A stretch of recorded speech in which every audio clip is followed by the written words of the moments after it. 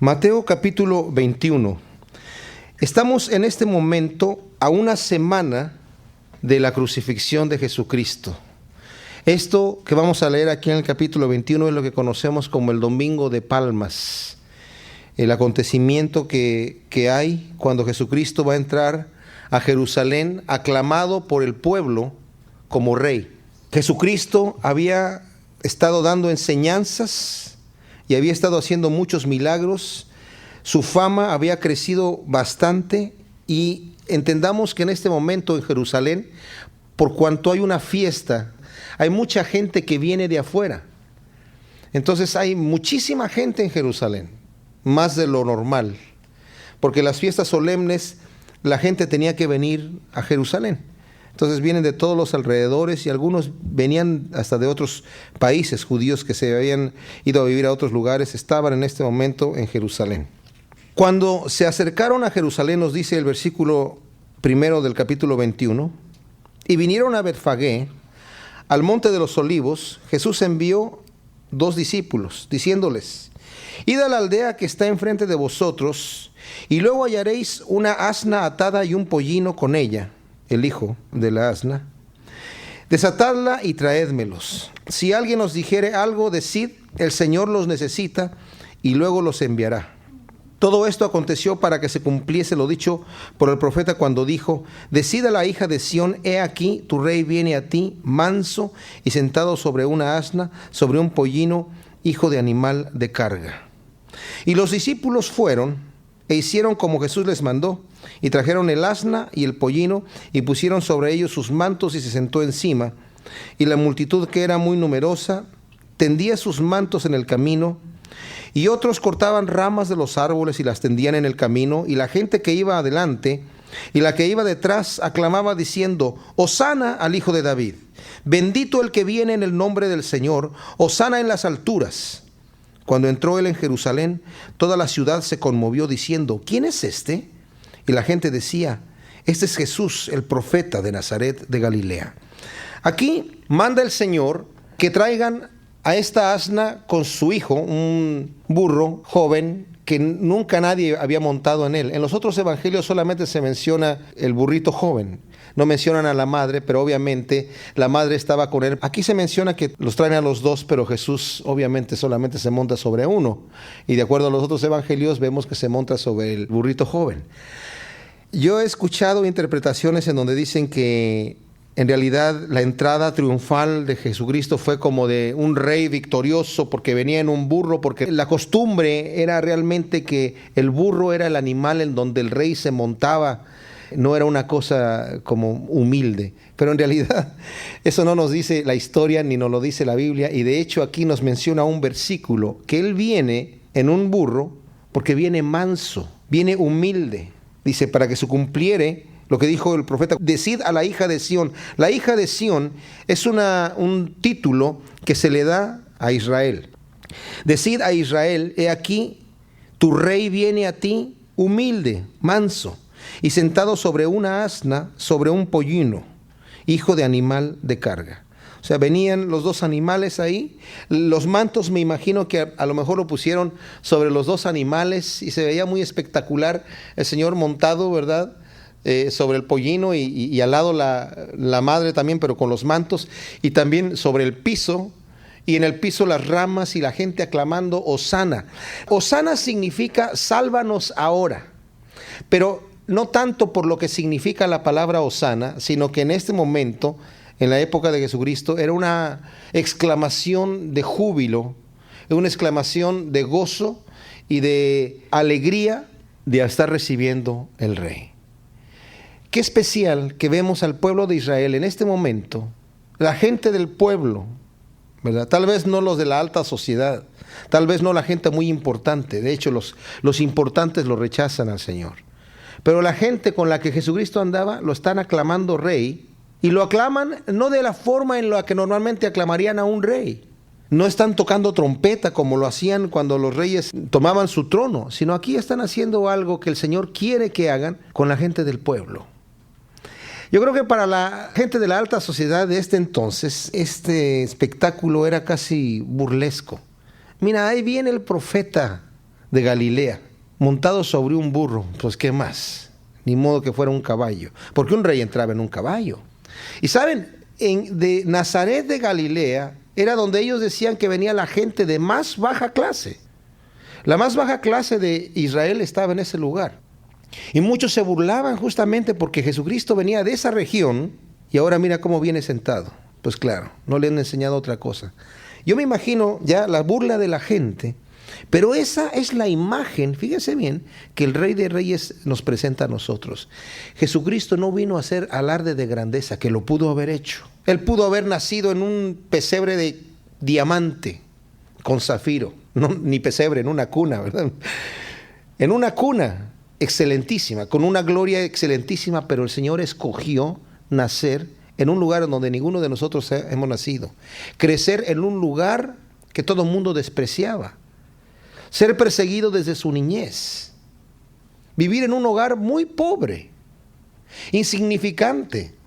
Muchos profetas y siervos del Señor empezaron su ministerio a edades tempranas. Jesucristo empieza su ministerio a los 30 años, sabiendo quién era, pero el Señor nos viene a dar un ejemplo de humildad y de mansedumbre. La gente está clamando y cuando llegan abajo dicen, ¿quién es este? Toda la gente está conmovida, ¿qué está sucediendo? Dice, este es el profeta de Galilea.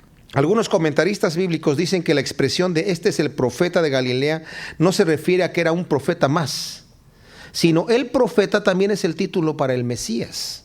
Porque a Juan el Bautista le dijeron, ¿eres tú el profeta? Porque no un profeta, sino el profeta. Él era un profeta, pero no era el profeta.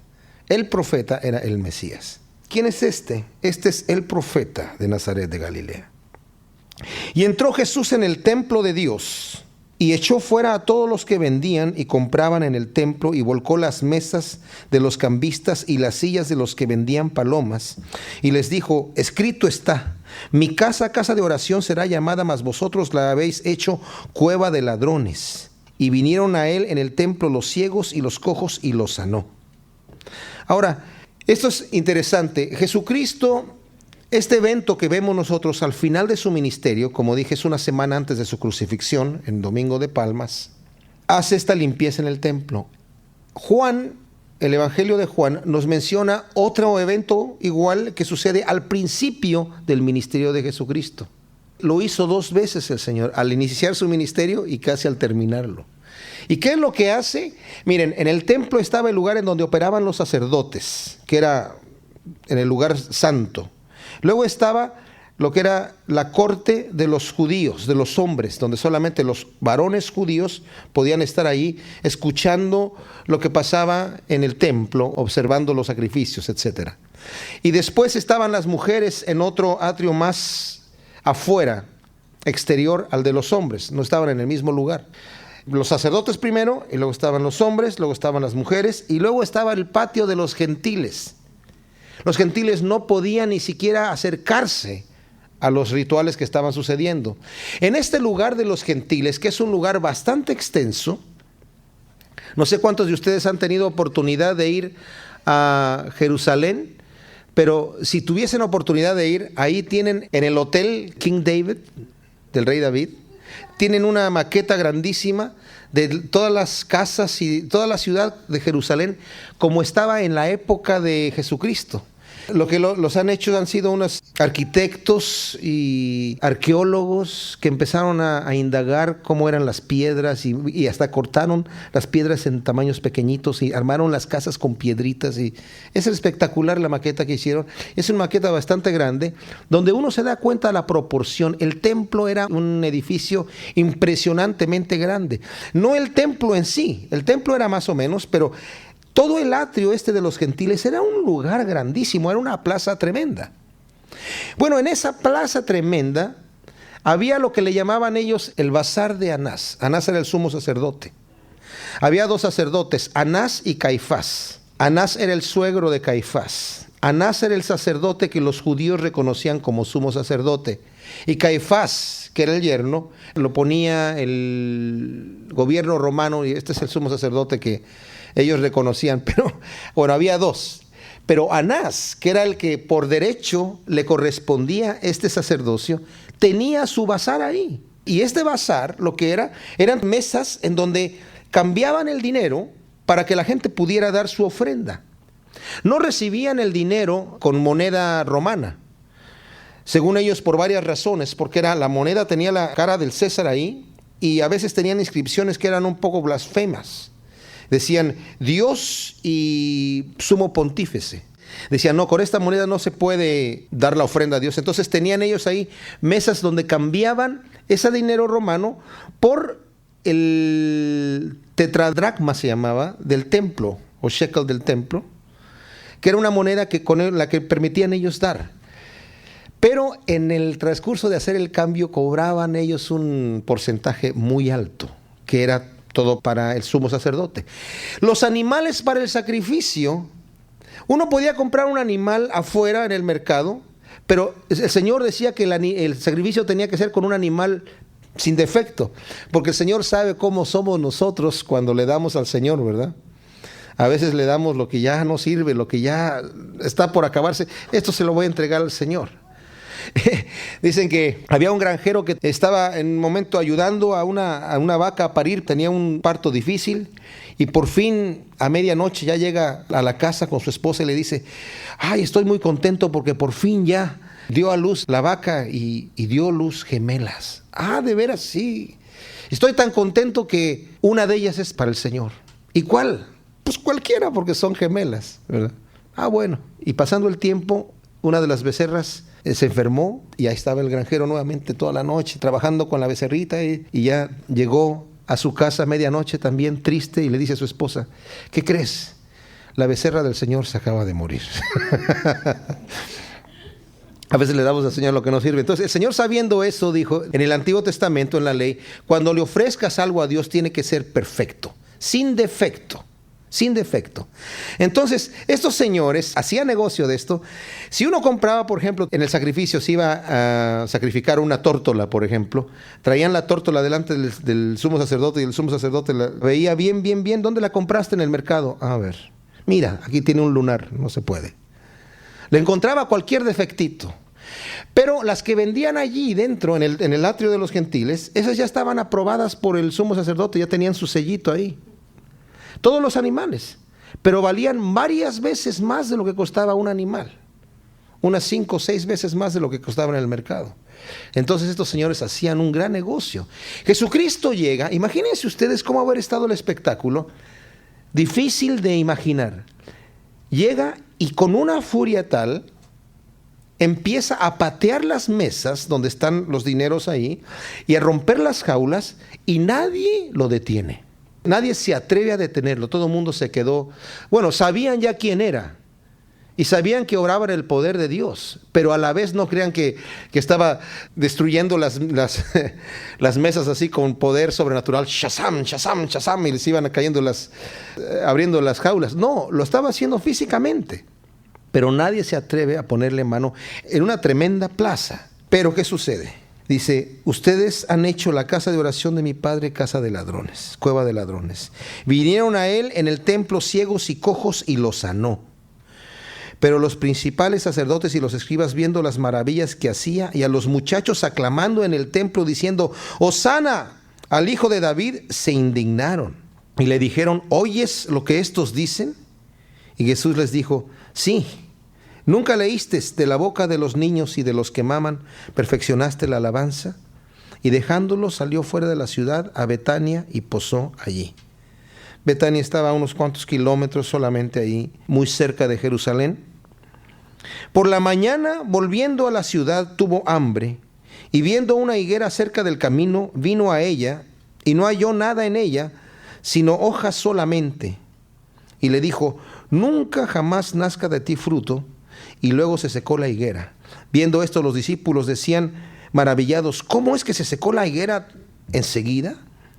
Respondiendo Jesús les dijo, de cierto os digo que si tuviereis fe y no dudares, no solo haréis esto de la higuera, sino que si a este monte dijeres, quítate y échate en el mar, será hecho. Y todo lo que pidieres en oración, creyendo, lo recibiréis. Aquí el Señor lo que hace con la maldición de la higuera no es tanto como algunos se han atrevido a decir, que este es un hecho inventado porque como Jesucristo iba a utilizar sus poderes para alimentarse a sí mismo, y en este caso cuando vio que no había fruto en la higuera, la maldijo. Otro evangelio nos dice que no había fruto porque no era tiempo de higos. Bueno, en realidad la higuera en primavera en Israel da un higo chiquito, que es comestible pero no es la gran cosa, ¿verdad? No es el higo que la gente anda buscando, es un higo comestible pero chico. Y de hecho, con la cantidad de ese higo chiquito que da en primavera, se va a saber ya la cantidad de fruto que en agosto, más adelante, va a dar la higuera. Cuando Jesucristo está pasando aquí, está pasando en primavera y ve que no tiene fruto. Él tuvo hambre y maldice la higuera porque estaba mostrando a sus discípulos varias lecciones. Saben, las parábolas y los hechos de Jesucristo tienen múltiples aplicaciones. La higuera también, alegóricamente hablando, siempre se representa con Israel. No necesariamente cada vez que se habla de una higuera se está hablando de Israel, pero muchas veces sí. Y aquí estaba una higuera que no tenía fruto y el Señor la maldijo. Y también dice la Escritura que todo árbol que no da fruto será cortado y echado en el fuego. Pero independientemente de esto, la aplicación y la enseñanza que Jesucristo está dando aquí a sus discípulos es: si tuvieres fe, dirías a este monte, quítate y échate en el mar, y sería hecho. Eso es imposible para nuestro entendimiento. ¿Cómo un monte se va a mover con que yo solamente le ordene al monte? Pero el Señor nos está hablando del poder que nos da. Fíjense lo que voy a decir, no en la fe. Hay una doctrina que dice que la fe en sí misma tiene fuerza. La fe en sí misma no tiene fuerza. No es fe en la que nosotros necesitamos para mover montañas. Es fe en Jesucristo. Y la clave de esto está en el versículo que dice, el versículo 22, y todo lo que pidieres en oración, creyendo lo recibiréis. O sea, es algo que yo estoy pidiendo al Padre. No es algo que solamente porque yo le digo a la montaña, muévete, se va a mover. Así que tenemos que tener cuidado de no dejarnos engañar con este tipo de pensamiento, de creer que en nosotros está el poder. El poder no está en mí, el poder está en el Señor. Y Él siempre va a ser el que tiene el poder, y yo siempre voy a ser el que voy a tener que estar pidiendo y voy a tener que estar dependiendo del Señor. Entonces dice aquí, cuando vino al templo, los principales sacerdotes y los ancianos del pueblo se acercaron a Él mientras enseñaba y le dijeron: ¿con qué autoridad haces estas cosas y quién te dio esta autoridad? ¿Cuáles cosas? Pues acababa de volcar las mesas y de romper las jaulas, y le dijeron: oye, ¿y cómo? ¿Con qué autoridad estás obrando estas cosas? ¿Quién te dio tal autoridad? Porque en realidad, si Él no demuestra una autoridad, si Él no declara algo congruente, algo lógico que la gente escuche, ¿con qué autoridad lo tiene? Porque autoridad de César no tiene. ¿Me entienden? Y tampoco tiene autoridad de parte de los religiosos de su época. Entonces ellos lo quieren exponer. ¿Con qué autoridad dices tú esto delante de toda la gente? Respondiendo Jesús les dijo: yo también os haré una pregunta, y si me la contestáis, también yo os diré con qué autoridad hago estas cosas. Esta es una forma común de contestar una pregunta entre los rabinos con otra pregunta, ¿verdad? Aquí no podían ellos argumentar, no, pero primero contéstanos la pregunta que te hicimos. Esto era normal, una forma de discutir entre los rabinos. Y le hace la pregunta, el versículo 25 dice: el bautismo de Juan, ¿de dónde era? ¿Del cielo o de los hombres? Ellos entonces discutían entre sí diciendo: si decimos del cielo, nos dirá, ¿por qué pues no le creísteis? Y si decimos de los hombres, tememos al pueblo porque todos tienen a Juan por profeta. Y respondiendo le dijeron a Jesús: no sabemos. Y él también les dijo: tampoco yo os digo con qué autoridad hago estas cosas. Y fíjense lo que hace aquí el Señor. Estos hombres eran maestros. Estos hombres eran los conocedores de las cosas de Dios. Y había un hombre que era un profeta, que obviamente muchos escucharon su mensaje y vinieron arrepentidos a bautizarse en el bautismo de Juan. Con la pregunta del Señor, estos hombres quedan avergonzados. A ver, díganme ustedes, ¿el bautismo de Juan era de Dios o de los hombres? Y discuten entre sí y después dicen: no sabemos. Estos no saben nada. Como maestros ustedes no sirven absolutamente. Quedaron avergonzados delante de la gente. Perdieron la autoridad Ellos vinieron a preguntar a Jesucristo que con qué autoridad, y ellos perdieron toda autoridad de enseñanza delante del pueblo. Pero ¿qué os parece? Dice aquí. Un hombre tenía 2 hijos, y acercándose al primero le dijo: Hijo, ve hoy a trabajar en mi viña. Respondiendo él dijo: No quiero. Pero después, arrepentido, fue. Acercándose al otro le dijo de la misma forma, y respondiendo él dijo: Sí, Señor. Y no fue. ¿Cuál de los 2 hizo la voluntad de su padre? Dijeron ellos: el primero. Jesús les dijo: de cierto os digo que los publicanos y las rameras van delante de vosotros al reino de Dios, porque vino a vosotros Juan en camino de justicia y no creísteis, pero los publicanos y las rameras le creyeron, y vosotros viendo esto no os arrepentisteis después para creerlos. ¡Wow! ¡Qué tremendo! O sea, ya los ha descreditado a ellos de que no sabían de quién era el bautismo, dijeron ellos. Y les da esta parábola del padre de familia que le dice primero a su hijo: ve a trabajar, y dice él: no voy, pero después fue. Estos vienen a ser los publicanos y las rameras y los ladrones que primero rechazaron el mensaje del Señor al principio, pero después, arrepentidos, creyeron y se volvieron.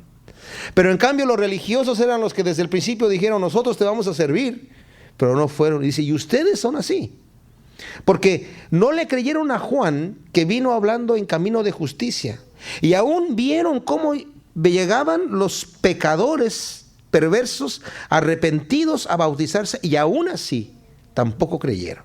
No se arrepintieron ustedes para creerle. Qué tremenda cosa. O sea, no se tocaron el corazón a decir: oye, mira, estos hombres y estas mujeres se están arrepintiendo. Ciertamente este es un profeta del Señor. Oíd otra parábola. Hubo un hombre padre de familia, el cual plantó una viña y la cercó de vallado y cavó en ella un lagar, edificó una torre y la arrendó a unos labradores y se fue lejos. Y cuando se acercó el tiempo de los frutos, envió sus siervos a los labradores para que recibieran sus frutos.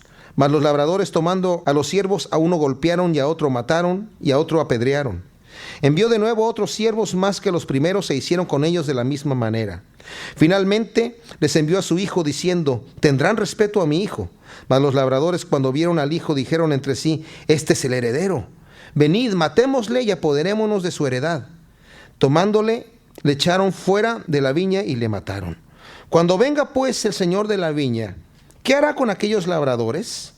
Le dijeron: a los malos destruirá sin misericordia y arrendará su viña a otros labradores que le paguen el fruto a su tiempo. Jesús les dijo: ¿nunca leísteis en las Escrituras: la piedra que desecharon los edificadores ha venido a ser cabeza del ángulo? El Señor ha hecho esto, y es cosa maravillosa a vuestros ojos. Por tanto os digo que el reino de los cielos será quitado de vosotros y será dado a gente que produzca los frutos de él. Y el que cayere sobre esta piedra será quebrantado, y sobre quien ella cayere le desmenuzará. Y oyendo sus parábolas, los principales sacerdotes y los fariseos entendieron que hablaba de ellos, pero al buscar cómo echarle mano, temían al pueblo, porque éste le tenía por profeta. Esta parábola es bien entendible. Le está hablando acerca de ellos, que ellos son los que el Señor les ha entregado el reino de Dios. Fueron los escogidos a los cuales les fue entregado la ley de Dios, pero ellos, a todos los profetas que el Señor envió, en todas las ocasiones los mataron. A los profetas siempre los persiguieron. Y dice: ahora envían al hijo, y al hijo lo van a matar porque se quieren quedar con su negocito, se quieren quedar con lo que ellos tienen. Ellos sabían quién era Jesucristo, le echaron mano. Y les dice aquí, ciertamente, cuando les pregunta a ellos: ¿qué va a hacer el padre de familia cuando llegue, el dueño de la viña? Y ellos le responden correctamente: bueno, los va a destruir sin misericordia y le va a entregar la viña a otros que le paguen su fruto a su tiempo. Exactamente, eso es lo que va a pasar. Y por eso Israel, el Señor se olvidó de Israel. No quiere decir que se olvida para siempre, como algunos dicen, no. El Señor, todavía hay algunos judíos que vienen a conocer al Señor desde aquellos días hasta el día de hoy. Y todavía va a haber un momento donde el Señor va a restaurar a Israel nuevamente. Pero en este momento es una época donde el Señor está trabajando con los gentiles, los que no son judíos, por cuanto Israel rechazó al Señor, por cuanto ellos destruyeron al hijo del dueño de la viña. El Señor les quitó la heredad y se las va a dar a otros que produzcan frutos, que en este caso somos nosotros. Y como dice el apóstol Pablo, tenemos esta bendición del olivo real fue cortada la rama que no dio fruto y nosotros hemos sido injertados allí. Dice también el apóstol Pablo, pero no nos envanezcamos contra el olivo, porque si aquellos fueron cortados por orgullo y por no reconocer, nosotros también podríamos ser cortados también. Luego dice aquí, con donde dice que la piedra que desecharon los edificadores ha venido a ser cabeza del ángulo, el Señor ha hecho esto. Y dice el versículo 44, el que cayere sobre esta piedra será quebrantado y sobre quien ella cayere le desmenuzará. Quiere decir esto, nosotros hemos caído sobre Jesucristo, que es la piedra principal, y hemos sido quebrantados en nuestro corazón. Cuando venimos delante de Él decimos, Señor, perdónanos, ¿verdad? Y somos quebrantados por el Señor, nos restablece. Pero sobre quien aquel sobre quien caiga la piedra en juicio, le desmenuzará, ¿verdad? Entonces es mejor ponernos a cuentas con el Señor hoy. Dice el capítulo 22, respondiendo Jesús les volvió a hablar en parábolas diciendo, el reino de los cielos es semejante a un rey que hizo fiesta de bodas a su hijo y envió a sus siervos a llamar a los convidados de las bodas, mas estos no quisieron venir. Volvió a enviar otros siervos diciendo, decid a los convidados, he aquí he preparado mi comida, mis toros, animales engordados han sido muertos y todo está dispuesto, venid a las bodas. Mas ellos sin hacer caso se fueron, uno a su labranza y otro a sus negocios. Y otros tomando a los siervos los afrentaron y los mataron. Al oírlo el rey se enojó y enviando sus ejércitos destruyó a aquellos homicidas y quemó su ciudad. Entonces dijo a sus siervos, las bodas a la verdad están preparadas, mas los que fueron convidados no eran dignos. Id pues a las salidas de los caminos y llamad a las bodas a cuantos halléis. Y saliendo los siervos por los caminos juntaron a todos los que hallaron juntamente, malos y buenos. Y las bodas fueron llenas de convidados. Y entró el rey para ver a los convidados y vio allí a un hombre que no estaba vestido de boda. Y le dijo, amigo, ¿cómo entraste aquí sin estar vestido de boda? Mas él enmudeció. Entonces el rey dijo a los que le servían, atadle de pies y manos y echadle en las tinieblas de afuera, ahí será el lloro y el crujir de dientes, porque muchos son los llamados y pocos los escogidos.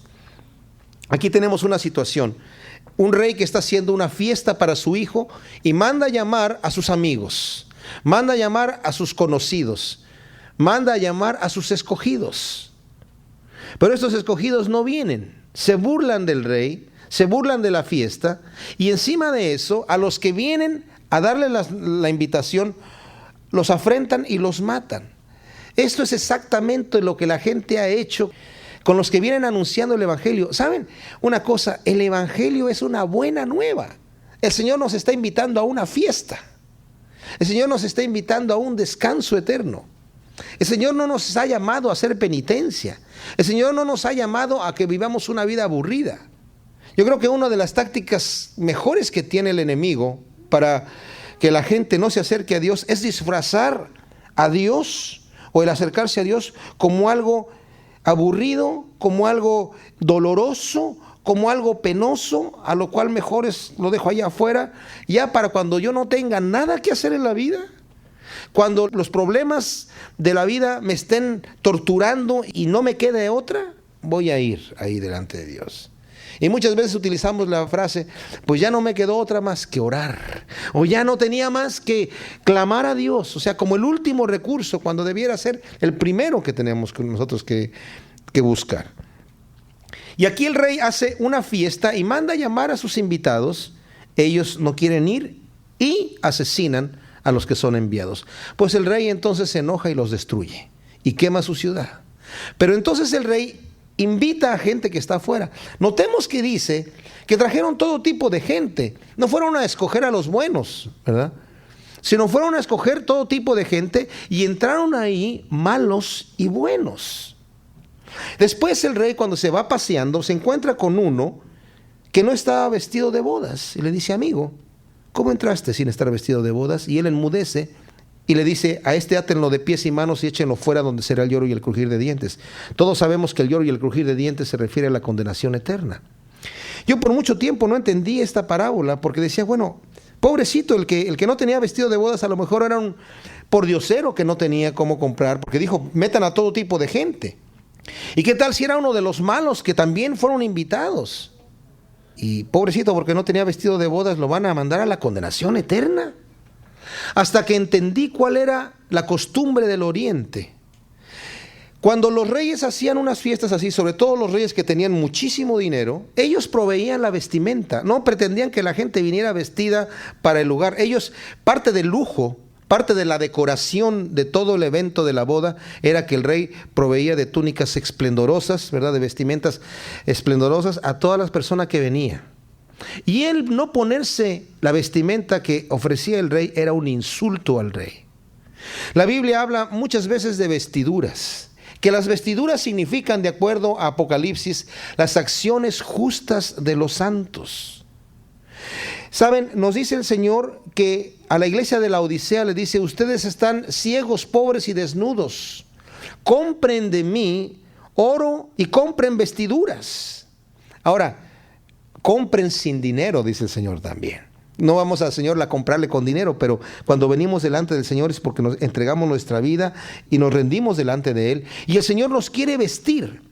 El Señor espera que nosotros los cristianos tengamos una característica en nuestra forma de vivir.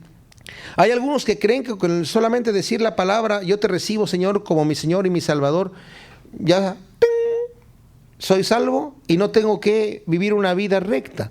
Mi vida demuestra quién soy. Mi vida demuestra si yo creo que Jesucristo es mi Salvador y le he entregado mi vida. Si yo le he entregado mi vida, Él es mi Señor y yo hago su voluntad. Dice el Señor: ¿por qué me llamas Señor, Señor, y no haces lo que yo digo? Si yo le he entregado mi vida al Señor, hago su voluntad. Y esa obra que hago no son obras para comprar la salvación, son obras que manifiestan quién soy yo. Por sus frutos los conoceréis, dice el Señor. Por el fruto se conoce el árbol. Si yo soy un cristiano es porque vivo como cristiano. Y si no, tengo que arrepentirme delante del Señor y darme cuenta que si no vivo como cristiano, estoy desnudo y necesito vestirme de la vestimenta que el Señor me quiere dar, que es una vida recta. Dice la palabra de Dios que sin santidad nadie verá al Señor. La justicia que el Señor me ha aplicado en mi vida funciona en dos formas. Una es la justicia que Él compró en la cruz. Él fue crucificado para que judicialmente mi expediente fuese limpio. Todo lo que estaba en contra de mí, ese decreto que estaba en mi contra, dice el apóstol Pablo, fue clavado en la cruz. Pero ahora mi vida tiene que manifestar ciertas acciones que son fruto de lo que ahora yo soy. Esa es la justicia que yo voy a estar obrando y que es la vestidura que yo traigo puesta. En Apocalipsis también el Señor le dice a otra iglesia: ustedes no han manchado sus vestidos. O sea, se han mantenido limpios, se han mantenido puros, no se han manchado. Nuevamente está hablando de la conducta. Así que el apóstol Pedro nos dice en su segunda carta, en el primer capítulo, que a través del Espíritu Santo, morando en nuestro corazón, nosotros somos capaces de vivir como Dios manda. Algo que no podíamos hacer antes. Antes no lo podíamos hacer. Como hombres y mujeres naturales no podíamos vivir y ni obrar lo que Dios nos pedía que obráramos. Pero en el momento que hemos venido diciéndole al Señor: Señor, entra en mi corazón, pon tu Espíritu Santo en mí, en ese momento el poder de Dios empieza a obrar en mí lo que yo no podía hacer, porque Él me viste con esas vestiduras. Así que aquí el rey, esta parábola es bien fuerte, porque está ofreciendo unas vestiduras y este hombre no se la quiso poner. Estando dentro de la boda, llega el rey y le dice: oye amigo, no te corresponde tu vestimenta, átenlo de pies y manos y échenlo fuera. No pertenece a este lugar ese señor. El Señor quiere que entremos a sus bodas, pero tenemos que ir vestidos con la túnica, la ropa que Él nos va a dar, que son los frutos del Espíritu Santo en nuestra vida. Entonces se fueron los fariseos y consultaron cómo sorprenderle en alguna palabra, y le enviaron los discípulos de ellos con los herodianos, diciendo: Maestro, sabemos que eres amante de la verdad y que enseñas con verdad el camino de Dios y que no te cuidas de nadie porque no miras la apariencia de los hombres. Dinos pues, ¿qué te parece? ¿Es lícito dar tributo al César o no? Pero Jesús, conociendo la malicia de ellos, les dijo: ¿por qué me tentáis, hipócritas? Fíjense qué tremendo. Los herodianos, no se sabe mucho de ellos, pero se calcula que los herodianos eran unos judíos que de alguna manera estaban a favor de Herodes. Y obviamente aborrecidos, y esa era la situación de los herodianos, eran gente que eran aborrecidos por todos los demás judíos.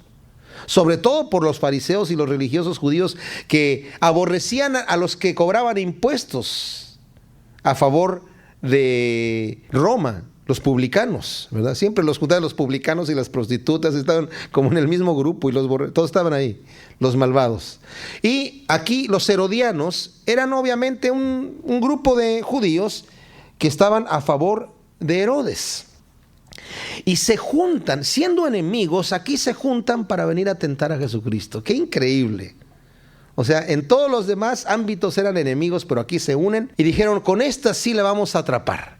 Porque responda lo que responda, está atrapado. Si dice, no es justo dar tributo al César, no es lícito hacer eso. Nosotros somos una nación libre, nosotros somos el pueblo de Dios, y aunque estamos bajo el imperio romano, nosotros no reconocemos a César, como etcétera. Entonces se meten en un problema político, lo aprenden ahí los romanos inmediatamente. Sedición, ahí están los herodianos para eso. Pero si dice, sí es lícito darle tributo al César, todos los demás judíos que están ahí, y lo dejan ahí en ese momento. O sea, todo mundo aborrecía dar el impuesto que era puesto por el gobierno. Lo aborrecían. Y era un impuesto que lo tenían que dar desde los 20 años hasta los 60 años. Entonces, todo mundo aborrecía este impuesto. Dijeron, con esto lo tenemos. Responda lo que responda, perdió. Según ellos, muy astutos. Pero Jesús, conociendo la malicia, les dice, ¿por qué me tentáis, hipócritas? Mostradme la moneda del tributo. Y ellos le presentaron un denario. Entonces les dijo, ¿de quién es esta imagen y la inscripción? Le dijeron, de César. Y les dijo, dad pues a César lo que es de César y a Dios lo que es de Dios. Y oyendo esto se maravillaron y dejándole se fueron. Qué impresionante, ¿eh? La sabiduría de Dios. Dale a César lo que es de César. O sea, estaba diciendo, esta moneda que está aquí la imprimió el imperio romano. El impuesto del denario era para las calles y para hacer todo esto. O sea, darle al César su dinero le corresponde. Pero también ahora, ustedes denle a Dios lo que le corresponde a Dios, que ellos no se lo estaban dando. No necesariamente en cuanto a dinero, sino al entregarle su vida, todo lo que tiene que ver con la entrega al Señor. Y se maravillaron y se fueron. Aquel día vinieron a él los saduceos, que dicen que no hay resurrección. Los saduceos no creían en la resurrección, no creían en los ángeles, no creían en espíritus. Solamente pensaban que la persona vivía para esta vida y se moría. Eran los más ricos de los religiosos de la sociedad judía. Los más ricos, porque vivían solamente para esta vida y sacaban el provecho que podían, ¿verdad? Todo lo que hacían era para ahora. Y le preguntaron a esos saduceos, maestro, Moisés dijo, si alguno muriere sin hijos, su hermano se casará con su mujer y levantará descendencia a su hermano. Eso estaba en la ley de Moisés. Si alguien moría sin hijos y el hermano no se había casado, el hermano que seguía menor, se tenía que casar con la viuda y levantar descendencia a su hermano. Hubo pues entre nosotros 7 hermanos, el primero se casó y murió, y no teniendo descendencia, dejó su mujer a su hermano. De la misma manera también el segundo y el tercero, hasta el séptimo. Después de todos murió también la mujer. Quién sabe cómo cocinaba la mujer, pero se me iban muriendo todos. En la resurrección, pues, ¿de cuál de los 7 será ella mujer? Ya que todos la tuvieron. Entonces respondiendo Jesús les dijo, erráis ignorando las escrituras y el poder de Dios. Porque en la resurrección ni se casarán, ni se darán en casamiento, sino serán como los ángeles de Dios en el cielo. Pero respecto a la resurrección de los muertos, ¿no habéis leído lo que fue dicho por Dios cuando dijo, yo soy el Dios de Abraham, el Dios de Isaac y el Dios de Jacob? Dios no es Dios de muertos, sino de vivos. Oyendo esto, la gente se admiraba de su doctrina. Qué tremendo, ¿no? El Señor los calla con esto, porque ellos decían, bueno, ¿de quién va a ser la mujer? Si todos van a resucitar, pensaban ellos, la resurrección, si existe, debe ser, resucitamos como somos, pero no resucitamos como somos. Resucitamos en un nuevo cuerpo, incorruptible, en donde ahí ya no hay sexo. Somos como los ángeles en el cielo. El sexo existe entre nosotros para la reproducción de nosotros. El Señor así lo ha puesto. Pero cuando allá en el reino de los cielos ya no va a existir esto, ¿verdad?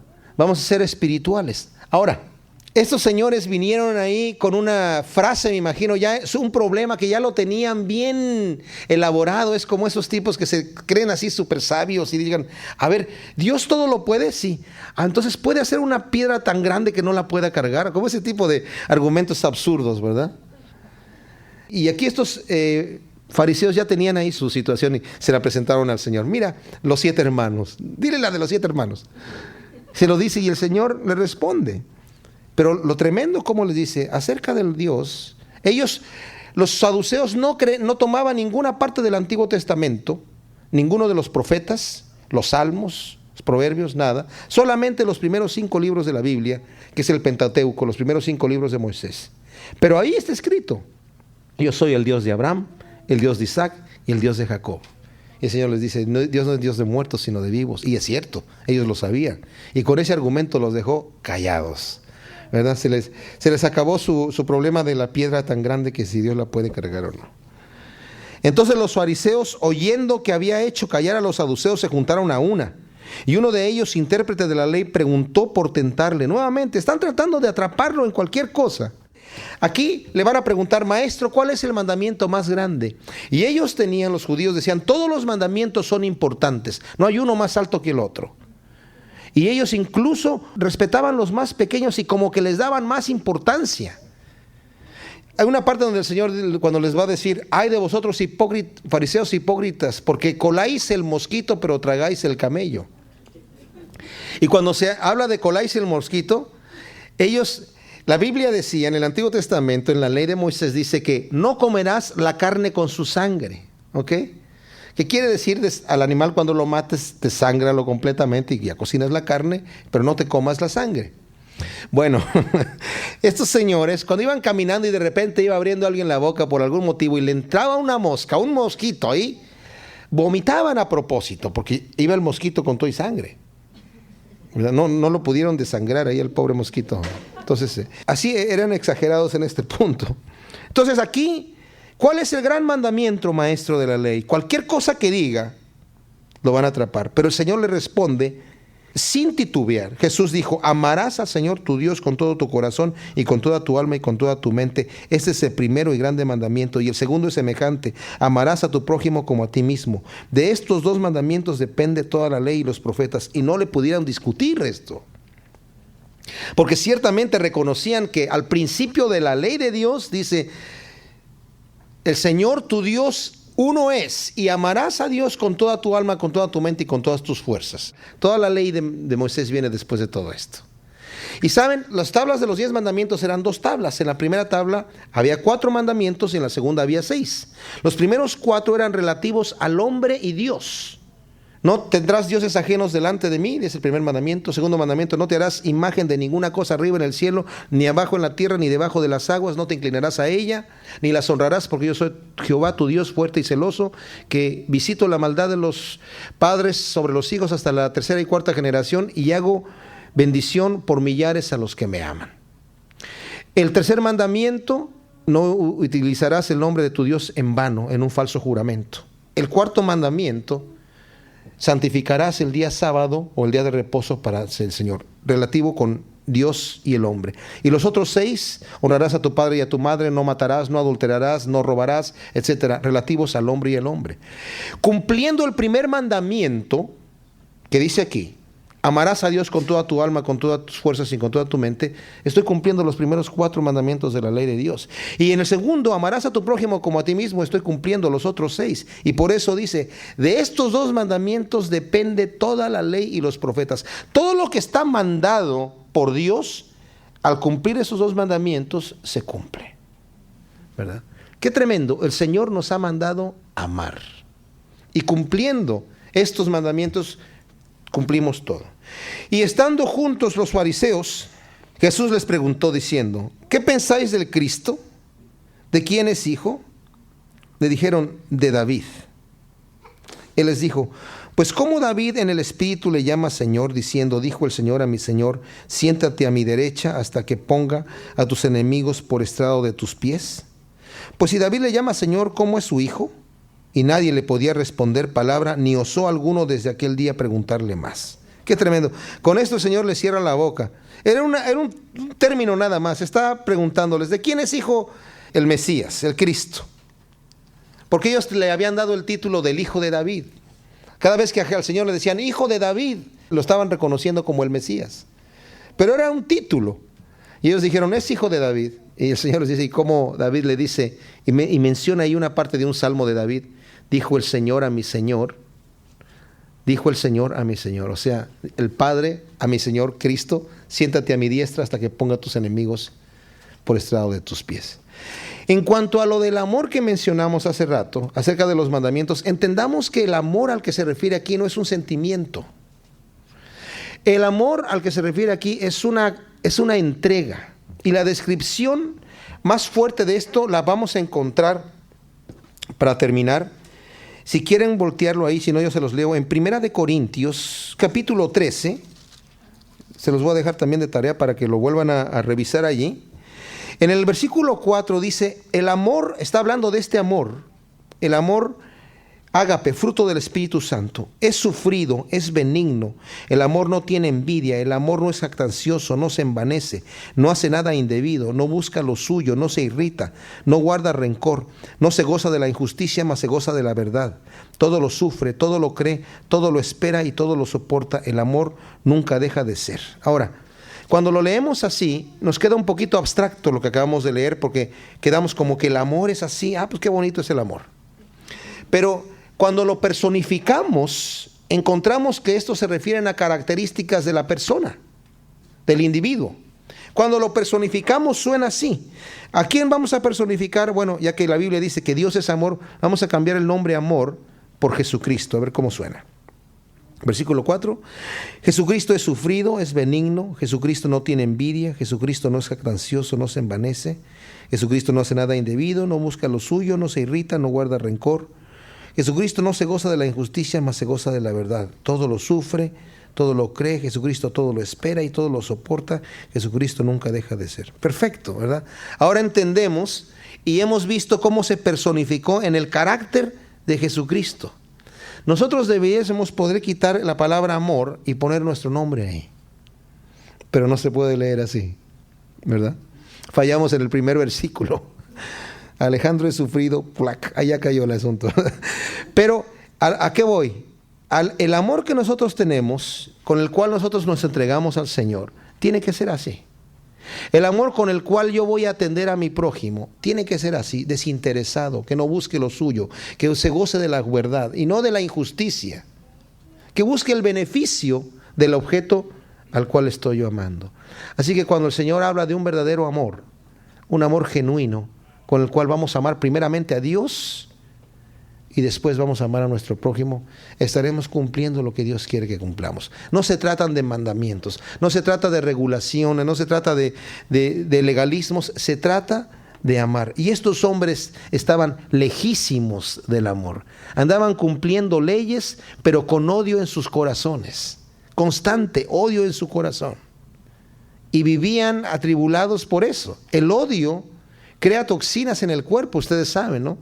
Las endotoxinas que el organismo mismo crea y nos envenenan y nos dañan en diferentes enfermedades y depresión, etcétera, vienen del odio, de la ira. Pero al contrario, el amor, cuando una persona está amando genuinamente, crea endomorfinas, que son sustancias que nos producen felicidad y que se producen dentro de nuestro cuerpo y que incluso atacan a las endotoxinas y las destruyen, sanando incluso algunas enfermedades que se han producido por estas endotoxinas. Entonces el Señor nos diseñó para que amáramos y vivamos de esa manera sanos.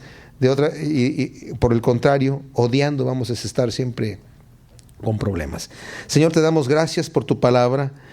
Gracias porque ciertamente Tú buscas el bien nuestro, Señor, en todo momento. Y queremos entregarte nuestras vidas, Señor, de tal manera que Tú nos transformes con el poder de Tu Espíritu Santo, Señor. Y podamos amarte con todas nuestras fuerzas. Podamos amar a nuestro prójimo también, Señor. Te damos gracias, Señor, porque ciertamente en Tu palabra tenemos instrucciones de todo tipo, Señor. Ayúdanos a vestirnos con estas vestiduras blancas, Señor. A tener frutos en nuestra vida, Señor, de justicia. Gracias te damos en el nombre de Cristo Jesús. Amén.